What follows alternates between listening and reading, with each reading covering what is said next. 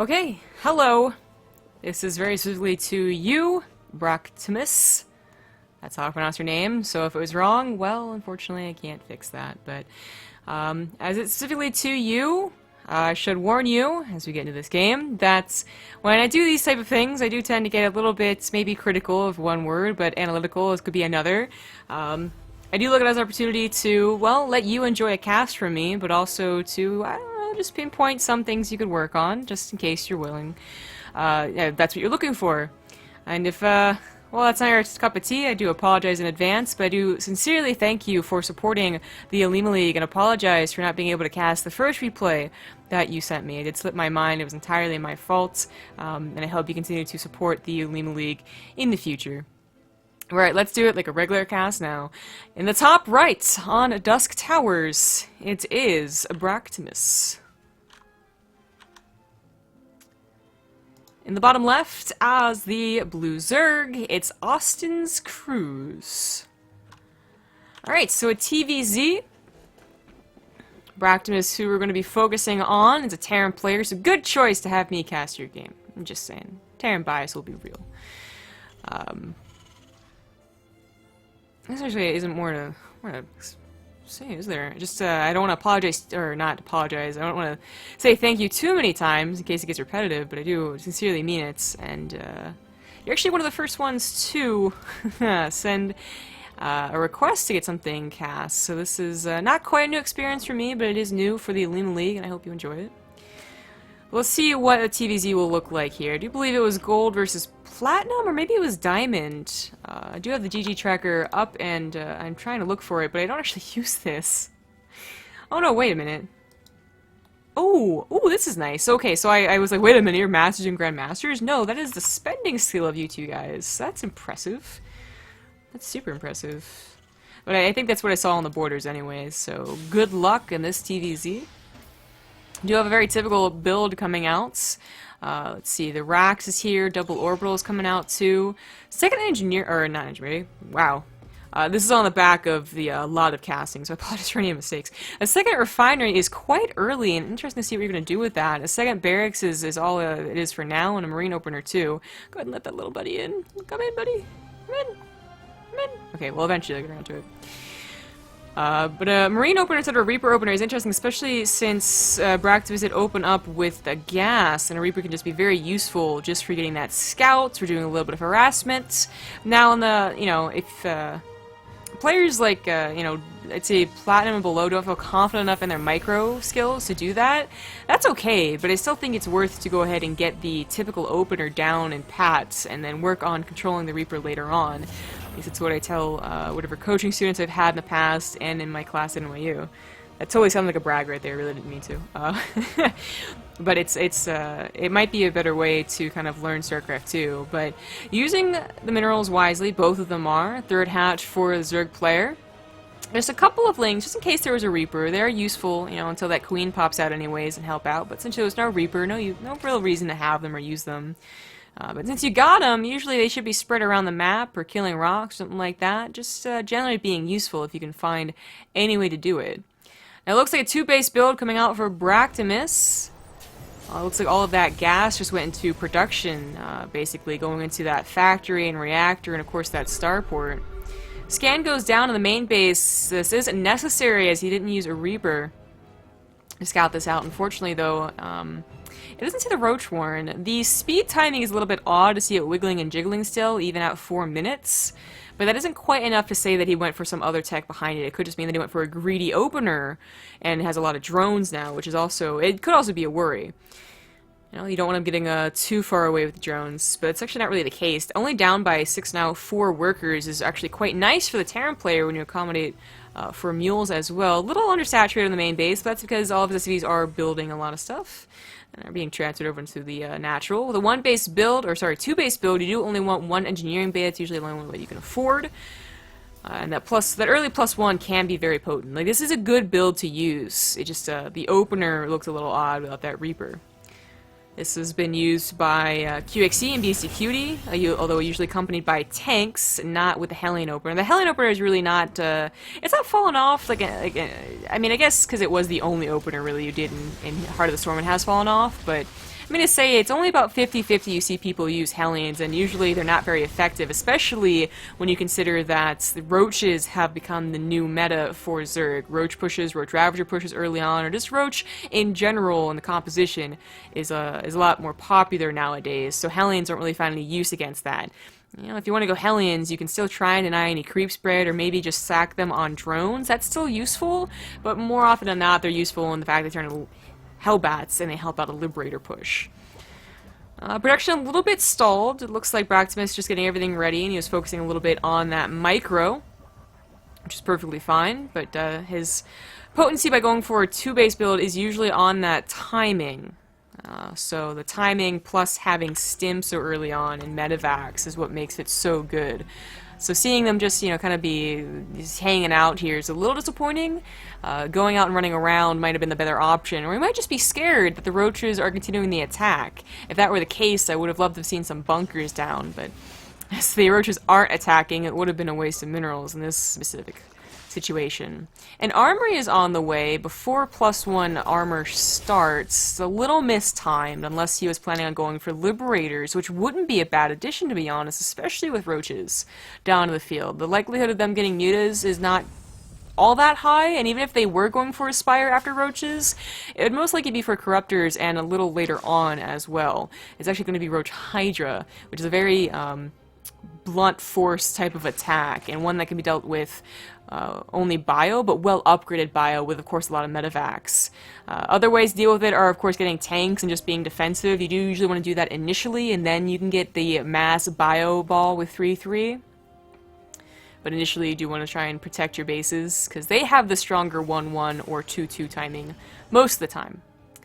Now, in this situation, because it was a 2-base build versus what was a regular macro build, the Terran player will have this nice army right now, but as the game goes on, if this doesn't do damage or kill a lot of units or anything like that, they can start to fizzle off. You know, the Zerg player is doing a very good job macroing, but morphing Ravagers in the middle of the map without having anything checking whether the army moved out, no Overlord over them, no Lings to spot them, was a very bad maneuver from the Zerg. And as you can see here, the Zerg just gets absolutely slaughtered. Stim +1, lots of units, and of course those medevacs that have plenty of energy to help out here are just running through the Zerg. Now Bracktiumus has to be careful not to overextend, as the rally is quite strong for the Zerg, and their upgrades did finish, so now they have equal, or no, they don't have equal upgrades. That's +2, not armor. So Zerg actually in the lead here. That's really going to help out in deflecting this, but saving whatever he can and getting away with the medevacs is definitely ideal. Even better would be go ahead and just sectioning off this one full medevac over here, and then potentially getting a drop in on the 4th. That would just make it a little bit better. But the important thing is the medevacs were saved, and one of the worst things a player can do, especially, and I wouldn't even say, like, I'm not even going to say below Diamond, below professional gamer, one of the worst mistakes they can do, and it can happen a lot, is not building from that medevac starport often enough, whether it's medevacs or liberators. So even in the games we cast today in the CSL, where they're pretty decent players, they never seem to have enough medevacs, so good on ya. The upgrade's not going double at a time. That's what I like to see. So 2-1, he does need those upgrades to really take on a Roach Hydra army, especially as 2-2 is on the way for them. The Widow Mines aren't exactly the best answer against Roach Hydra, but if they can get a shot, then that's still splash damage, and that's still damn good. The high Marauder count is really nice to see, especially considering how many Marauders there are. The Ravagers aren't helping out so much, and it was kind of a mistake to morph them on the front line like that. But it looks like these two will deflect from each other, and the game will go on. The 4th base is not quite saturated, only at 59 drones. It's not terrible for Legacy of the Void, as already you see the main and even the natural a little bit mining out. But I think with how quickly he was able to get the 4th, 65 would be better, which is actually what he has at now. So, speak of the devil. Read my mind. Again, Widow Mines getting some surprisingly decent shots. There's the attempt at picking away one of them, but it's not quite working. Goes in, and once again takes a nasty shot. Run away, run away! Kursabao should not be hitting any units that can move at all quickly. The only thing it should be shooting is maybe Overlords. Liberator's now coming out. Ooh, a nice addition. Very nice addition, especially, again, this army is mostly Roaches, not a lot of Hydras, so I really like that. Gotta be careful not to, you know, accidentally take a terrible fight in the middle of the map, but that's not what's happening. It's actually a Zerg that has to be careful. not take a bad fight in the middle of the map, and he does realize the mistake of doing a rally down the middle, pulls back, and will wait a little while longer for reinforcements. Still up 30 supply, that is roaches, so it's a little bit inflated. It's 21 roaches though, so it's still a nice army, but really the hydras, that's why you want, you know, we've only ever seen 2 or 3 hydras, maybe like 1 or 2 more in the composition. You really want a lot more than that, because they are the damage dealers, or the sustained damage that will drain those medevacs of energy and actually be able to kill those units. And if that isn't happening, they're sniping off the medevacs, or sniping off the liberators, which are all very useful. Now it takes 3 ravagers to kill a liberator, but that's not what he focuses on, so the liberator's getting some really great shots off. And Bracktiumus is starting to push forward. He's on a decent economy back at home, 3 bases, only took that single gas because he's not producing tanks, so it's actually a wise decision from Bracktiumus. He's not just going autopilot. Tanks would, could be helpful, I think is the better way to put it, but he's just choosing to go for Widow Mines and Liberators. Liberators or tanks in this situation would be okay. Now overextending just a little bit as the roach count's getting pretty damn high, and they do have those 2-2 upgrades. 3-2 is on the way for our Terran player, but it's a ways away, so retreating is the wiser option. Getting a little, both players getting a little preoccupied on this this momentum train, which does happen. 12 Hydras on the way out. Now that's what I like to see from the Zerg player. Cruz definitely needed that in these past few engagements. He'd be able to take down the medevacs that are flying over his army. He might be able to snipe off those Liberators that have tough times retreating if they're already in their defender mode. Now his army is going to look well-rounded. And now the Liberator count needs to start getting higher and higher. You know, 1, 2 Liberators, they're really nice because the roaches can't shoot at them when there weren't a lot of Ravagers. But as the Hydras come in and start becoming a threat, you're going to want just higher Liberator numbers to ensure they are still doing the damage they need. They're not Splash, which is what you usually need against Zerg. So if you don't have Splash, you see high numbers. Once again, an overextension from the Zerg player. Needs to rally all those units back home. Accidentally rallies them, though, into a dead end, basically. That could have been a great pickoff for Bracktiumus, but just doesn't... I think they're starting to learn, like, you know, like, don't overextend, so go back home and wait. Waiting for upgrades is never a bad idea in the situation in this composition war for the Terran. Usually that's exactly what they want to do, kind of turtle on 3 base with tanks until 3-3. And then they can really start competing with the Roach Hydra. At that point, the Zerg player, it's their job to get to Vipers or Funkles or something above and beyond. Actually, I think the choice here is Lurkers, which, they're hard to use offensively. I still would prefer Hive, Tech, and Fungals over Lurkers. But we'll see what Cruz can do with them. Bracktiumus going to attack the 4th base. Not a bad idea, not a bad idea at all. You can set up a little bit more of a stationary position when you go up a ramp like this with Liberators, instead of having to, you know, run forward and run back as they've been doing the past 12 minutes. Liberators are a really nice position. They could also go over the hatchery eventually and start sniping the eggs too. As you can see, the eggs not actually that low. The creep, the injects have been rather good. Creep spread is almost non-existent, but the injects have been pretty good. Hatchery does go down, and that is a very necessary base in Legacy of the Void. Is again looking at these minerals starting to mine out. Same can be said about the Terran player, though. The 4th base is on the way. It's actually, in fact, already done, so it seems to move it over. And Bracktiumus looks to be in a pretty good position. Their supplies are even. Oh, well, oh, no. Ooh, poor drones. Oh, no. Well, you don't have any drones to go to a new 4th anyways. But their supplies may be even. The Terran generally becomes better and better in this situation, where the Zerg has not advanced their tech, and now is cut economically. Lurkers do form, and that's great for defense, but not so great for offense. If they're in the middle of the map and the Lurkers burrow, you know what the Terran does? It runs away, so it's not too effective. The Overlord sees the command center moving over, and that's not a great sign for someone who just lost their own 4th. Should be on a 5th, in fact, if they saw this. The army is fearsome, it is maxed out, it has decent upgrades, although not great. Bracktiumus is preparing for the long game, getting that fusion core for the Liberator upgrade I imagined, as well as a 2nd starport. Oh, even has +3 vehicle armor, surprisingly. That 4th was undefended, and as such will die very easily. That's a nice pickoff for Cruz, and too bad for Bracktiumus, who definitely could have been in position to defend that, but maybe just expecting, once again, most of this game has been through the middle of the map. Probably expecting the same thing here. Fortunately, that's a free fort that he will have to rebuild. He has the minerals for it, and they're both almost maxed out, so it is quite a bank. But, oh, pushing up a ramp, some Wood Mines waiting for them, too. Again, they seem to get great shots for this guy, but for no one else. The Lurkers left a little bit undefended, but oh no. Oh no, now the Lurkers are getting great shots. 4 of them still live behind, actually on Burrow. I don't know what that was about. And the Liberators, that's the last defense almost. You see some Marauders in here, and it looks like Terran will hold, thanks especially to that +3 upgrade. And just the few medevacs that live. The Liberators, of course, providing the ultimate defense.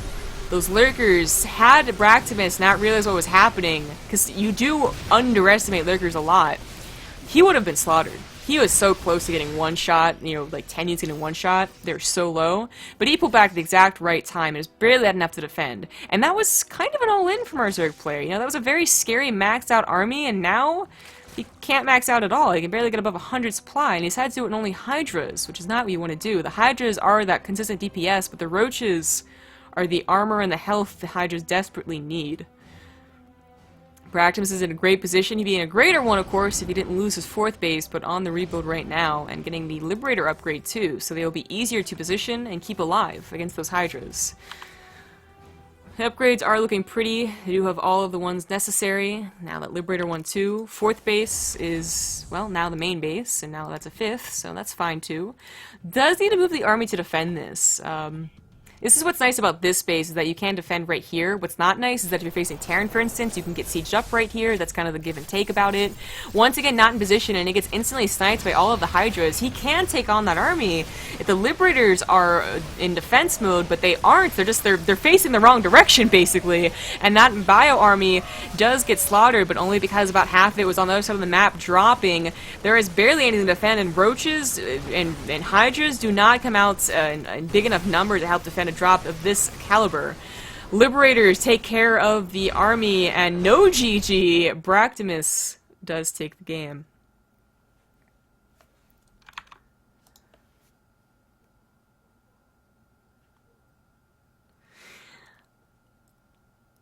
Alright. So as I end this cast right here, I do notice that CSL and Blizzard and Twitch were both on the overlay, and I apologize for that. Kind of squeezing this in between casts. I thought the new setting on OBS would get rid of that, but apparently not, so hopefully that didn't distract away from your enjoyment of the game. Otherwise, this would have been on Twitch, and Blizzard does own this game, so can't apologize too much for those logos. But I hope you enjoyed the cast or learned something here. That was a great game. Against a really nicely set up macro Zerg, which can be very difficult for Terrans to deal with, so great job there. Liked your choice for the Liberators too. Thank you so much for supporting the OlimoLeague, and I hope you continue to do so. And I will see you on the next Base Trade TV cast. Goodbye.